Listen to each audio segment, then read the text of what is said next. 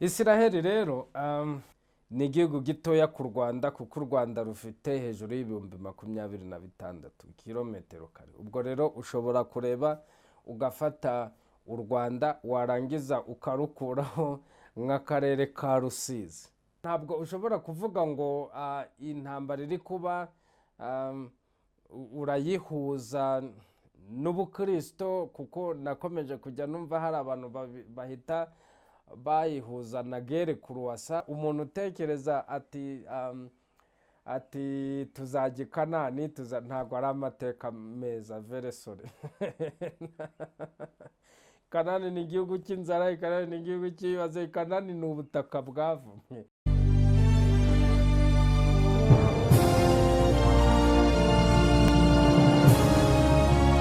Bene data, ndabasuhuza mu izina rya Yesu Kristo. Amahoro y'Imana bane namwe. Ni byiza ko Imana iduhaye uyu mwanya kugira ngo tuganire, tugire ibyo twungurana mu bwami bw'Imana, kuko hari byinshi biza abantu badasobanukiwe bikabatesha urugendo, hanyuma kandi ugasanga hari n'abandi bishwe no kutamenya. Rero turashaka kugira ngo dukore series z'ibiganiro bimwe duhugurane mu ijambo ry'Imana, ariko ubu tugiye kwibanda ku nkuru zimaze iminsi abantu benshi bagiye babona. Turashaka gusobanukirwa umuzi n'iherezo ry'ibibera mu Burasirazuba bwo hagati. Nibaza ngo mugenda mwumva intambara iri hagati ya Israel na Hamasi. Generally ubwo umuntu yavuga approximately ko byaba ari Israel na Palestina.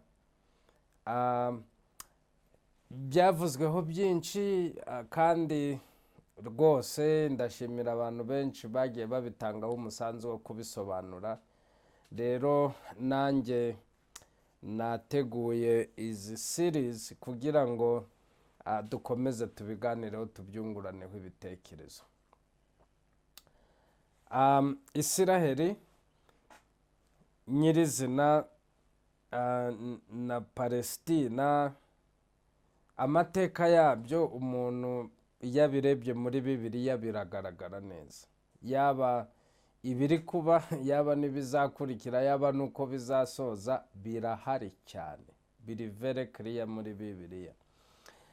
Reka rero dufate akanya, ndagutumira mwene data kugira ngo uze ubane nanjye muri uyu mwanya. Tugiye kwinjira mu imbere, tugacukura, tukagera mu imbere, tukareba umuzi w'ibi bibazo, hanyuma twarangiza tugasobanukirwa n'iherezo, kuko nta na kimwe kiba mu isi kidasobanutse. Yaba itangira ryacyo, yaba n'iherezo, birasobanutse rwose. Rero tugiye kwifashisha intambara iri kuba hagati ya Hamasi na Israel, hanyuma tujye mu mateka dusobanukirwe muri detaye zose, dusobanukirwe Israel, amateka yayo, hanyuma iherezo ryayo dusobanukirwe Palestine. Nubwo uyu munsi ikiri kuvugwa cyane ari Hamasi, ariko nyirizina Palestina, kandi Palestina ifite sister nations arizo zose z'Abarabu zizengurutse Israel. Hanyuma dusobanukirwe nabo iherezo ryabo, dusobanukirwe ninde nyir'ubutaka, ubutaka bumaze iki, busobanura iki. Ibyo byose tugiye kubiva imuzi. Imana ibaha umugisha. Rero hamwe n'ibyo, reka dufate akanya ko gusengera iki kiganiro n'inyigisho uko zizagenda zikurikirana, kugira ngo mwene data udukurikiranye uzagire icyo wumvamo, usobanukirwamo, ndetse n'icyo Imana yavuganiramo nawe. Reka dusenge. Mwami Imana, turagushimiye, tugushimiye ko ibi ni ubwami bwawe. kandi icyo tugushimira ni uko washyize ubumenyi ahantu hose hashoboka kugira ngo umuntu wawe atazapfa azize kutamenya, atazarimbuka azize ko atamenye ibyo watanze kandi bihari mu buryo bwose. Turinginze rero kugira ngo umwuka wakomeza duhishurire, ntaba ari nge, ntaba ari uwumva, ahubwo reka ubwami bwawe bugaragare muri iki kiganiro. Tubisabye mu izina rya Yesu Kristo umwami wacu, amen. Amen. Isiraheli rero ubundi mu buryo buri geographique, uyu munsi ibarura ryo muri 2003 ryaherukaga ryerekanye ko Isiraheli ifite abaturage barenga 9,000,000. Ariko ubuso bwayo ni 23,338. Bivuga ngo ni igihugu gitoya ku Rwanda, kuko u Rwanda rufite hejuru y'ibihumbi 26 kilometero kare. Ubwo rero ushobora kureba ugafata u Rwanda warangiza ukarukuraho nk'akarere ka Rusizi, none warangiza ukabona uko Isiraheli ingana. Ubwo biroroshye ko wahita usobanukirwa ko Isiraheli uyu munsi uko imeze, kuko mu masezerano Imana yahaye Aburahamu na Yosuwa, tuzajya muri detaye, ubundi cyakagombye kuba gikubye gatatu uko kingana uko. Rero ibyo bita bikwereka uburyo intambara twumva zitari zarangira, yewe zitari izisigaye nizo ziremereye. Isiraheli rero nk'igihugu ifite abaturage b'uburyo butandukanye, ariko reka tubadetaye dushingiye ku iyobokamana, kuko ni igihugu gifite amateka y'iyobokamana. Twe rero nge nk'umukristo n'abandi nabo bavuga iby'ubukristo, hari ikibazo abantu bakomeza kwibaza bati se Isiraheli ni igihugu cya gikristo? Ibyo tuzabivugaho muri detaye. Ariko uyu munsi abayuda 78% mu ibarura ryaherukaga n'ubundi twahoze tuvuga, hari iryatanzwe n'ikigo gishinzwe iby'ibarurishamibare cya Amerika, cyagaragaje ko 78% by'abatuye Isiraheli baba muri Judaisme cyangwa n'abayuda. N'abizera isezerano rya kera, n'abizera amategeko, n'abizera Mose nk'umwigisha, n'ibindi tuzabivugamo muri detaye. Hanyuma aba bantu ntabwo bizera ko Yesu yaje, baracyamutegereje. 78%. 21% ni abasilamu. Hanyuma igitangaje ni uko abakristo ari 1.9%. Rero kandi aya madini yose uko ari 3 hariya hantu ahafite ibirindiro mu buryo bikomeye, kuko bose bahita ahantu h'amateka yabo.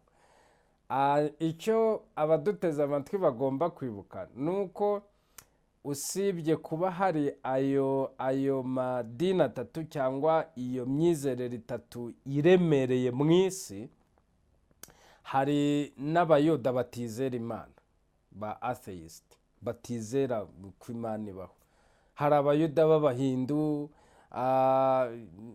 n'izindi religiyo zirahari, kuko birangira zitwaye 4.1%. Urumva ko izo ubwazo ziruta umubare abakristo. Rero ntabwo ushobora kuvuga ngo intambara iri kuba urayihuza n'ubukristo, kuko nakomeje kujya numva hari abantu bahita bayihuza na gere kuruwasa. Byigeze kubaho kiliziya cyangwa itorero rya gikristo rirwana kugira ngo rishobore kubohoza ubutaka bwa Isiraheli bwari bwaramaze gufatwa n'Abarabu, ariko twavuga specifically Abasilamu kubera ko yari invasion ya Gisilamu kuruta uko ari iy'Abarabu. Rero abantu nitujya tuvuga ibi bintu tubivuga muri discussion tuzana ibiri kuba mu burasirazuba, hari ibyo tugomba kwibuka ko aho kugira ngo bibere religion, ahubwo ni gahunda ndende ya Bibiliya, nubwo tutabura kuvuga ko na Korani bivugaho. Rero hari ikindi tugomba gutekereza, tugomba kwibuka ko muri uru rugendo ntabwo amateka y'Isiraheli ubundi atangira igihugu cyitwa Isiraheli uyu munsi nyine abantu bashaka gukireminga. Nakomeje kujya numva abantu baririmba tuzajya i Kanani, ariko ikintu gisetsa ntabwo i Kanani ari izina ryiza, nta nubwo rifite n'amateka, nta naho rihuriye na Isiraheli. I Kanani dusomye Bibiliya Itangiriro, igitabo cy'Itangiriro igice ni cya 10 duhereye ku murongo wa 6 byadufasha gusobanukirwa inkomoko neza y'i Kanani. Reka ahari turebe duhere ku murongo wa 18 kugira ngo tudasoma byinshi, ibindi muzajya mugenda mubyisomera. Ngo bene Nowa basohotse mu nkuge ni Shemu na Hamu na Yafeti. Hamu ni we se wa Kanani. Abo uko ari batatu nibo Nowa yabyaye, aribo bakomotsweho n'abakwiriye mu isi yose. Nowa atangira guhinga ubutaka, ateramo uruzabibu, anywa vino yarwo arasinda, yambarira ubusa mu ihema rye. Hamu se wa Kanani abona se yambaye ubusa, abibwira bene se bari hanze. Shemu na Yafeti benda umwambaro bawushyira mu bitugu byabo bombi, bagenza imigongo batwikira ubwambure bwa se. Kandi kuko bari bamuteye imigongo ntibarura ubwambure bwe. Nowa arasinduka amenya ibyo umuhererezi yamugiriye. Umuhererezi ninde? Ni Hamu. Aravuga ati Kanani avumwe. Wabonye ubwambure bwe yari Hamu umuhungu we. Hanyuma Nowa agiye kuvuma avuma umwuzukuru we, kandi umwuzukuru we yari imfura. Kubera iki rero ari wavumye? Nuko Hamu afite abandi bazamukomokaho urubyaro, ariko umwana w'imfura niwe witirirwaga se. Ni ukuvuga ngo niwe wari icyitiriro cya se, niwe wasigaranaga izina rya se. Ibyo rero biravuga ngo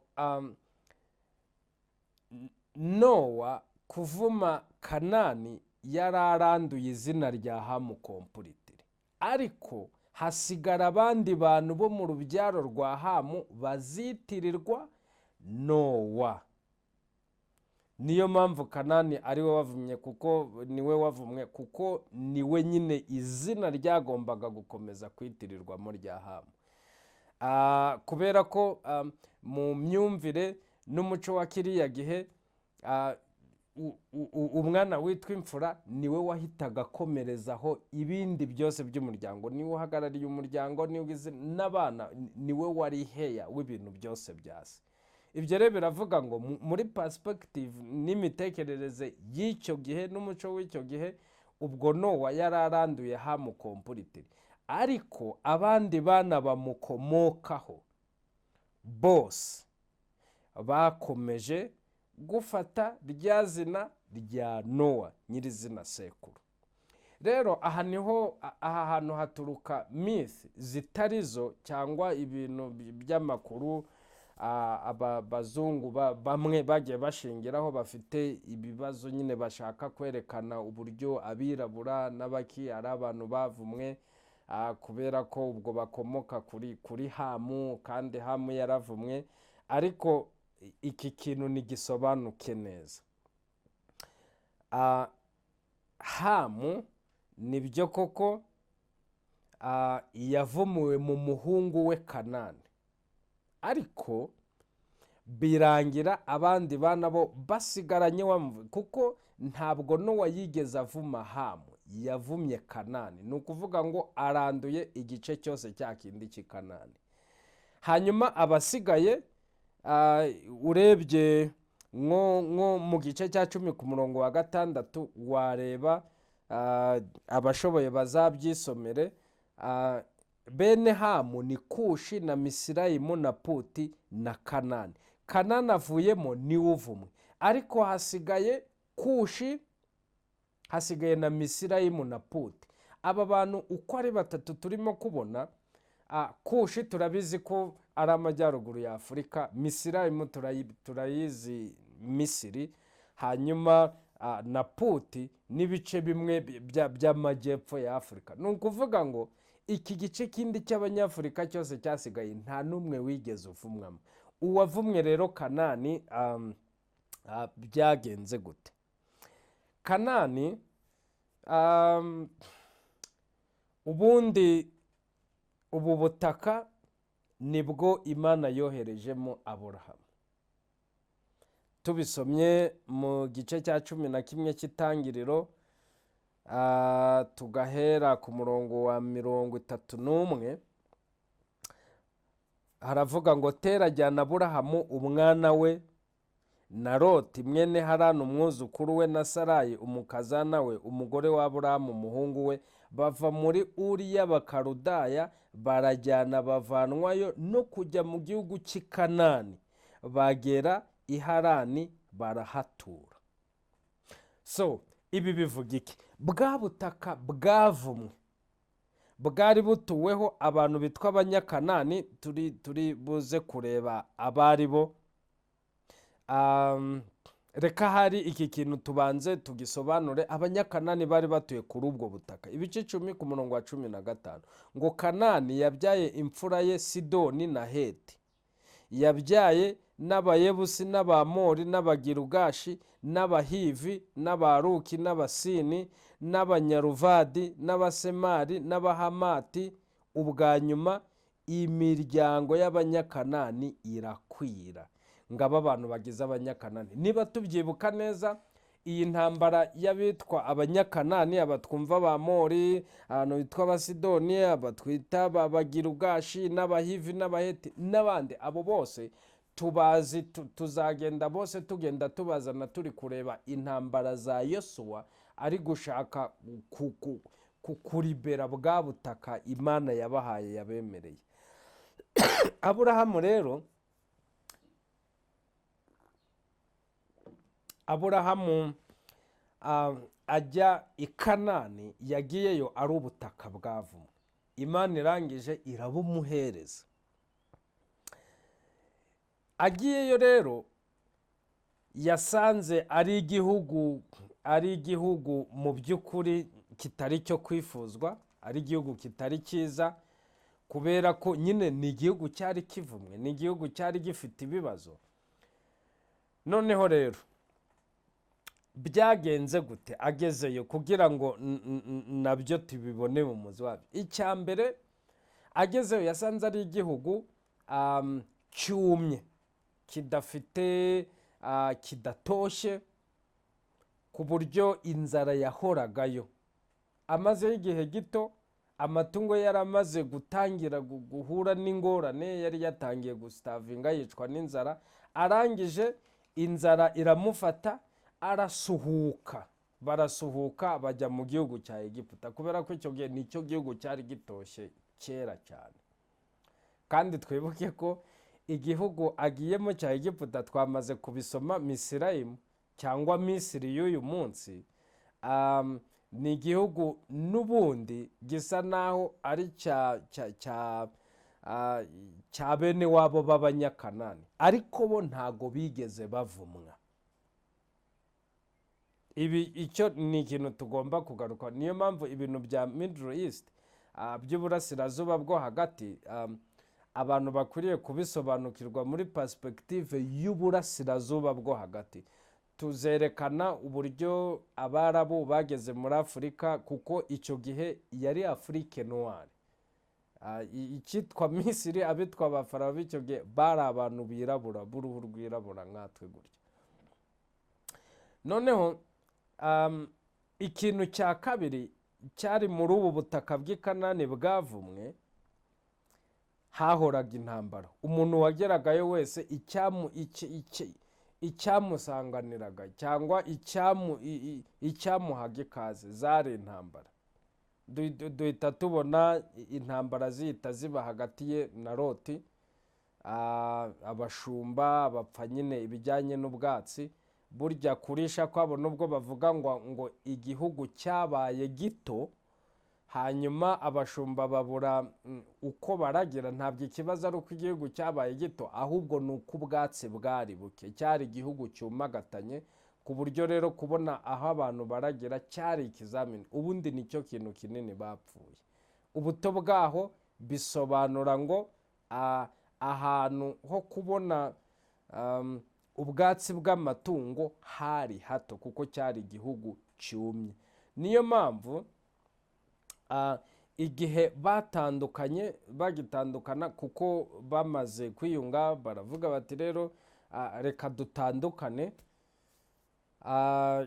Aburahamu yabwiye Loti ati hitamo urebe aho ushaka. Loti ngo arambuye amaso ye abona ikintu cy'ikibaya, ikibaya cyiza ngo kinese kimeze neza. Hanyuma icyo kibaya cy'isodomu n'igomora ubundi nacyo ni pati y'igice cya Kanani. Ariko igice cya Kanani cyari gifatanye n'abantu bitwaga ba Puti, ku buryo icyo gihe ni igice cyari cyegeranye neza na Afurika. Ibyo rero bivuga iki? Biravuga ngo uko kiriya kibaya cyakomezaga kikaza kikagera za Egypte, kikageza za Kushi, za Ethiopia n'ahandi, aho bwari ubutaka bwera bumeze neza budafite ikibazo. Noneho rero amaze kurambura amaso gutya, ahabonye ahahisemo, Imana nibwo yahise ibwira Aburahamu ngo reba none urebe imbibi z'iki gihugu, urebe. Imuhereza boundaries, tuzareba, tuzava muri detail. Irangije iramubwira ngo iki gihugu ndakiguhaye n'urubyaro rwawe. So nukuvuga ngo rero icyo Imana ihaye Aburahamu ni igihugu cya Kanani, ntabwo ari igihugu cya Isiraheli. Isiraheli za nyuma tuzayivugaho muri detail. So rero ibyo biravuga ngo umuntu kuvuga Aburahamu amuhuza na Isiraheli uyu munsi bisaba urugendo rurerure, kubera ko hari inzira nyinshi ndende byaciyemo kugira ngo Kanani ize guhinduka Isiraheli. So rero bene data, umuntu utekereza ati tuzajya Kanani, ntabwo ari amateka meza, very sorry. Kanani ni igihugu cy'inzara, Kanani ni igihugu cy'ibibazo, Kanani ni ubutaka bwavumwe. N'abanyakanani ikimenyimenyi bararanduwe kugira ngo haze ubwoko bw'Imana bundi bushya. So rero hari umuntu wabitubajije atese abakristo ko muririmba ngo muzajye Kanani, ati none Kanani hakaba hari imbunda, hakaba hari n'amasaso, hakaba hari intambara, atese buriya ni hariya muzajya, ati nimujyayo bazabarasagura. Ariko Kanani birumvikanye ko Kanani, izina Kanani riri asosiye n'ibibazo, riri asosiye n'umuvumo, riri asosiye nuko abantu bagomba kuhava, harangiza hakaza ubwami bundi.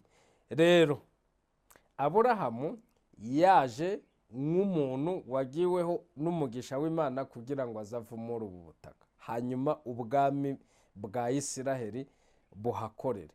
Isiraheli rero yaje gute? Uzakurikirana ikiganiro cy'ubutaha. Yesu abaha umugisha. Reka dusenge. Mwami Imana yacu ushyirwe hejuru, ukomeze uduhe ubwenge kandi udusobanurire ibirenze aha kugira ngo buri muntu wese uteze amatwi iki kiganiro yunguke amenye kandi ajye mu bwami bwawe neza nk'uko bimeze. Bana natwe rero muri byose mu izina rya Yesu Kristo umwami wacu, amen.